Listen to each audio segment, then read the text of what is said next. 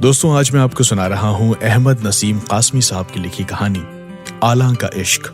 चलिए शुरू करते हैं। अम्मा अभी दही बिलो रही थी कि वो मिट्टी का प्याला लिए आ गई। ये देखकर कि अभी मक्खन ही नहीं निकला तो लस्सी कहां से मिलेगी, वो पसोपेश में पड़ गई कि वापस चली जाए या वहीं खड़ी रहे। बैठ जाओ आला, अम्मा ने कहा। अभी देती हूँ। कैसी हो? जी अच्छी हूँ, आला ने जवाब दिया। वो वहीं बैठ गई जहां खड़ी थी। कुछ देर के बाद अम्मा बोली, बुरा मत मानो बेटा, मैं मक्खन निकाल रही हूँ तो। अम्मा का मतलब था कि इधर मत देखो। माना जाता है कि मक्खन निकालते वक्त नजर फेर लेनी चाहिए, नजर लग जाती है, चाहे नजर बुरी ना भी हो। जी अरे बिल्कुल, कहते हुए आला उधर देखने लगी। अम्मा ने आगे कहा, अभी पिछले दिनों नूरा ने मुझे मक्खन का पेड़ा निकालते देखा था, तो दूसरे दिन मुर्गी के अंडे के बराबर मक्खन निकला और उसके अगले दिन चिड़िया के अंडे के बराबर। गाय को 3 दिन मिर्ची की धूनी दी, तब जाके नजर उतरी थी। आला नजर झुकाए हुए बोली, नजर तो कभी कभी मेरी भी लगती है बीबी जी। इससे पहले आपका वो शीशे का एक गिलास भी टूट गया था। अरे हाँ, अम्मा को याद आ गया। बोली, तुमने कहा कि हाय बीबी जी कैसा खूबसूरत ग्लास है, इसकी चमक देखी, और फिर यूं ही छनाक से टूट गया था।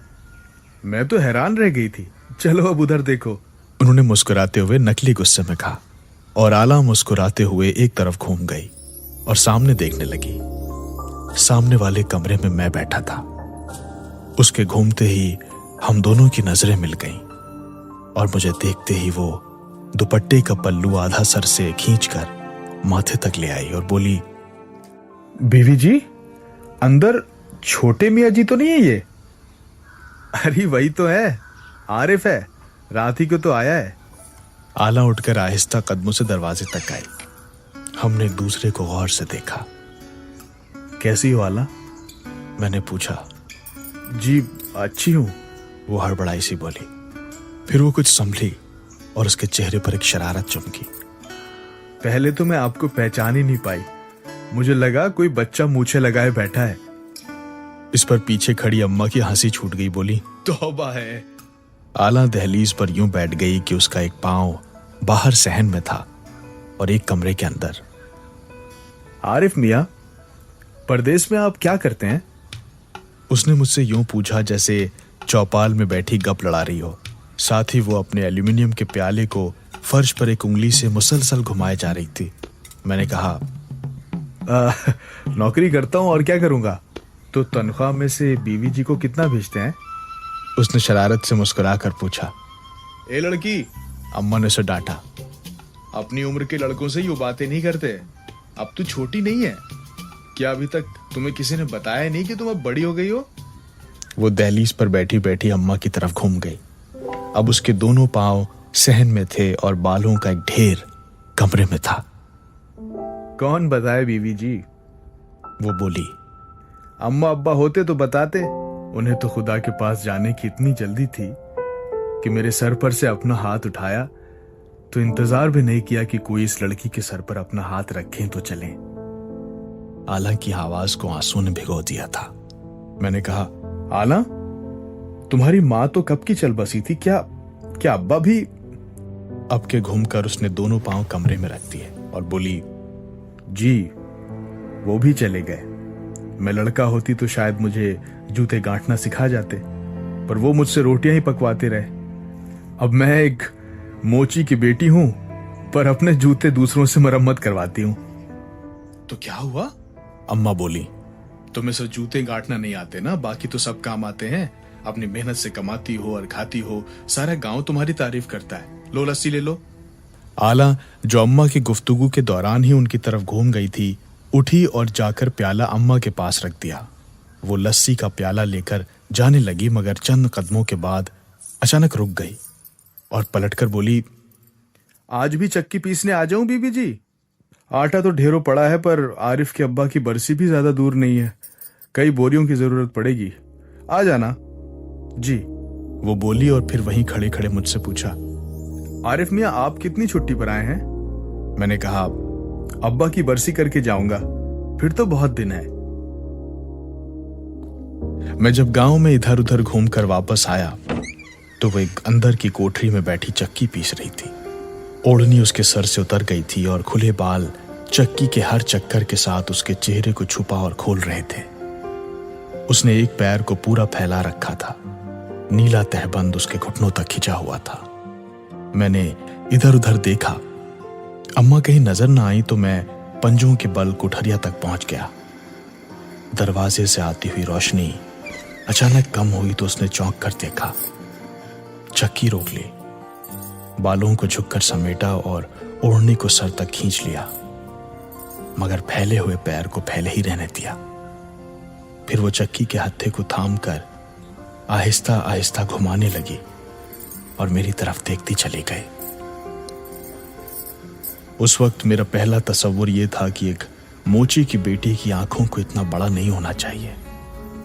गरीब गुरबा की छोटी छोटी आंखें ही किफायत कर जाती हैं। उसके चेहरे पर शरारत थी और इस डर के मारे कि वो कोई फिक्रा ना मार दे, मैंने पूछा, अम्मा कहाँ है? वो बोली, तो क्या आप बीवी जी को देखने यहां तक आए थे? तो क्या तुम्हें देखने आया था? हाँ? मुझे हमले का मौका मिल गया। उसने बस इतना किया कि फैला हुआ पैर एक बार समेटा और फिर फैला दिया। फिर वो कुछ कहने ही लगी थी कि मैंने फिर पूछा, अम्मा कहाँ है? यहीं हवेली में है, उसने कहा।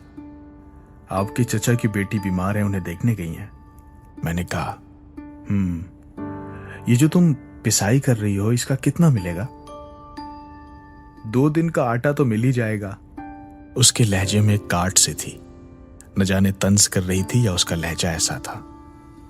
अच्छा, तो 2 दिन जब गुजर जाएंगे तो फिर क्या करोगी? फिर आ जाऊंगी आटा पीसने, पानी भरने या फिर छतें लीपने। छतें लीपने? क्या तुम्हें छतें लीपना भी आता है?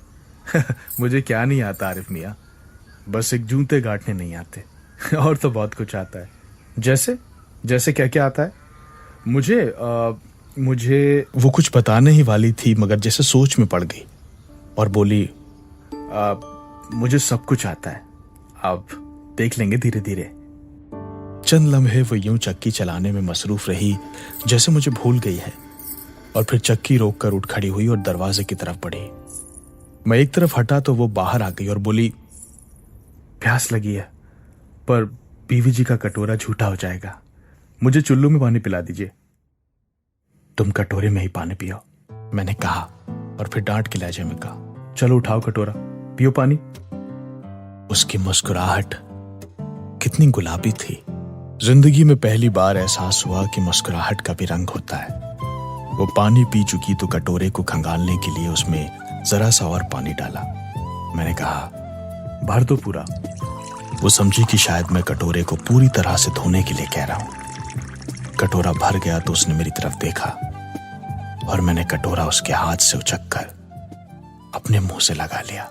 आरिफ मियां जी, वो इंतहाई हैरत और सदमे से बोली। वो बदहवास सी मेरी तरफ देखती रही और जब मैंने खाली कटोरा वापस किया तो उसके हाथ कांप रहे थे और उसकी आंखों पर नमी की एक चमकीली तह दिख रही थी और उसने ओढ़नी को कस के लपेट लिया था। गांव में जवान लड़की का एक एक कदम गिना जाता है, एक एक नजर का हिसाब रखा जाता है। बहुत से दोस्त बैठे थे, लड़कियों का जिक्र हो रहा था, फला फला के साथ है, फला फला के साथ है। मैंने कहा, एक लड़की आला भी तो है, नादिरे मोची की बेटी। इस पर सब हंसने लगे। वो, उन्होंने कहा, वो किसी काम की नहीं है, घर घर में काम करती फिरती है, रुपया कमा रही है, खूबसूरत है पर निकम्मी है। एक बार बेगू मुंशेल ने छेड़ा तो बोली, मैं मोची की बेटी हूं, खाल उतार लेती हूं। बेगू को इतनी शर्म आई कि सीधा नाई के पास गया और मूंछों की नोकें कटवा दी। सब हंसने लगे और देर तक हंसते रहे। मैंने कहा, अगर वो इतनी मेहनती लड़की है तो उसकी तो हमें इज्जत करनी चाहिए। एक बोला, वो इज्जत भी तो नहीं करने देती। इस पर सब एक बार फिर जोर से हंसे। दूसरा बोला, तुम्हारे यहाँ तो बहुत काम वाम करती है, कभी उसकी इज्जत करके देखो, तुम्हारी भी खाल उतार लेगी। वो लोग फिर से हंसने लगे और मुझे उनकी हंसी में शरीक होना पड़ा, मगर मुझसे अपनी हंसी की आवाज पहचानी ही नहीं गई। वो हंसी मेरी नहीं थी। मैं घर वापस आया तो वो दरवाजे से निकल रही थी। चेहरा बिल्कुल तपा हुआ था, आंखें भी सुर्ख थी। मैंने चौंक कर पूछा, क्या बात है आला, तुम रो रही हो? वो हंसने लगी और बोली, रोए मेरे दुश्मन, मैं क्यों रोऊं? मैं तो मिर्च कूट रही थी। तुम मिर्च भी कूट लेती हो? मैंने कहा, कोई ऐसा काम है जो तुम्हें करना नहीं आता है?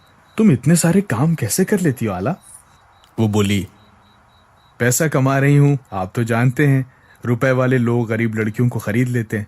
मेरे पास रुपया होगा तो मुझ पर नजर उठाने की किसी को मजाल नहीं होगी। है किसी की मजाल? फिर वो मेरे करीब आकर सरगोशी में बोली, मैंने आपके कुर्ते के लिए मलमल खरीदी है, फिलहाल उस पर बेल बूटे काट रही हूं। अब ये गलत बात है। तुम्हारी मेहनत से कमाए हुए रुपयों से खरीदा हुआ कुर्ता मुझे बिल्कुल ठीक नहीं लग रहा। मुझे काटेगा वो कुर्ता तो। मैं किसी को नहीं बताऊंगी, वो बोली। आप भी ना बताइएगा, फिर नहीं काटेगा। वो गटकी और फिर एकदम से घबरा गई। हाय मैं मर जाऊं, कहीं बीवी जी तो नहीं सुन रही? बीवी जी के लफ्ज पर मेरे जिस्म में भी सनसनी दौड़ गई। अंदर झांका तो सहन खाली था, पलटकर देखा तो वो जा चुकी थी। ठीक है, मैंने सोचा, अच्छी लड़की है, प्यारी भी है, शौक भी है, सब कुछ है, मगर आखिर मोची की लड़की है और खानदान के बुजुर्ग कह गए हैं कि बुलंदी पर खड़े होकर गहरे गड्ढे में नहीं झांकना चाहिए, वरना आदमी गिर जाता है।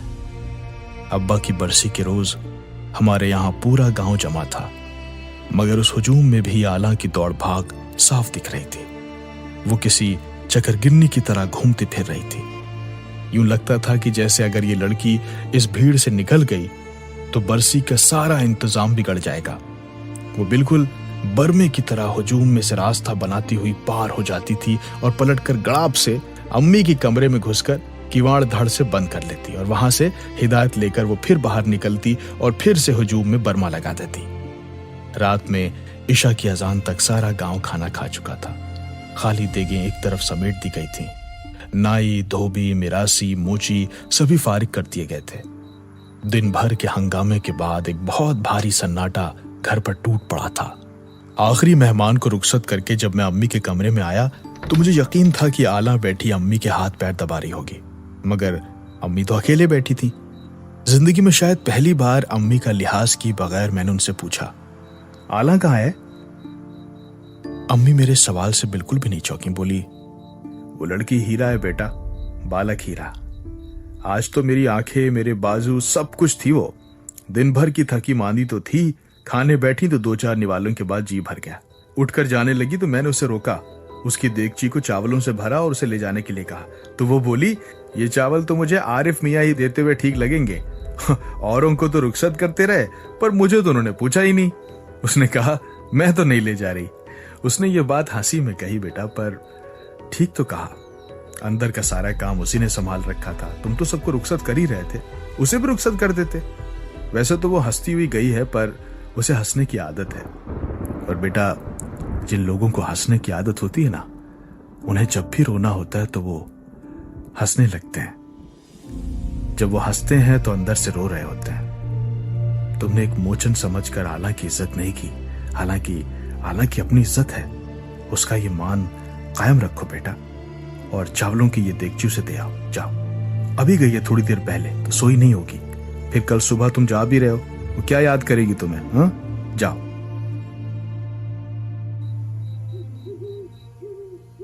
आला अपने घरौंदे के दरवाजे के पास चारपाई पर लेटी हुई थी।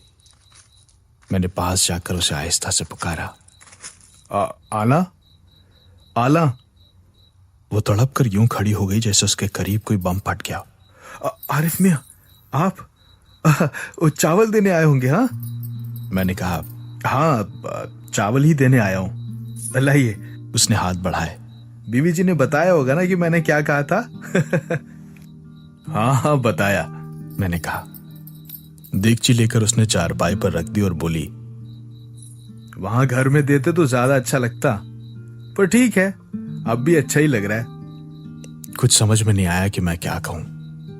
आखिर में एक बात सूझी। मैं कल वापस जा रहा हूं। पता है मुझे। मालूम था तो वहां घर में जरा सी देर रुक जाती। उसने मेरी आंखों में गौर से देखा और फिर बोली, आपके कुर्ते का आखिरी टांका बाकी था, वो आके लगाया है। बक्से में उस कुर्ते की जगह तो होगी ना? और हाँ, सुबह आपका बक्सा उठाकर बसों के अड्डे तक मुझे ही पहुंचाना है, बीवी जी ने कहा था। मैंने कहा, तुम क्या क्या करती हो आला? चक्की तुम पीस लेती हो, छतें तुम लीप लेती हो, मिर्चे तुम कूट लेती हो, कुएं से 2-2, 3-3 घड़े पानी तुम निकाल के लाती हो, पूरे घर का काम तुम संभाल लेती हो, कुर्ते तुम काट लेती हो, बोझ तुम उठा लेती हो। तुम किस मिट्टी की बनी हो आला? वो खामोश खड़ी रही, मेरी आंखों में गौर से देखती रही, फिर 2 कदम बढ़कर मेरे इतने करीब आ गई कि मुझे अपनी गर्दन पर उसकी सांसें महसूस होने लगी थी। मैं तो और भी बहुत कुछ कर सकती हूँ। उसकी आवाज में झनकार से थी। आपको क्या मालूम? मैं खामोशी से उसके चेहरे और अपने चेहरे के बीच सांसों को महसूस कर रहा था। मुझसे पूछिए ना, मैं और क्या क्या कर सकती हूँ? तुम और क्या क्या कर सकती हो? मैंने कहा तो वो मेरे और करीब आ गई और बोली, मैं प्यार भी कर सकती हूँ। और ये कहते हुए उसने जैसे इस पूरी कायनात का राज फाश कर दिया।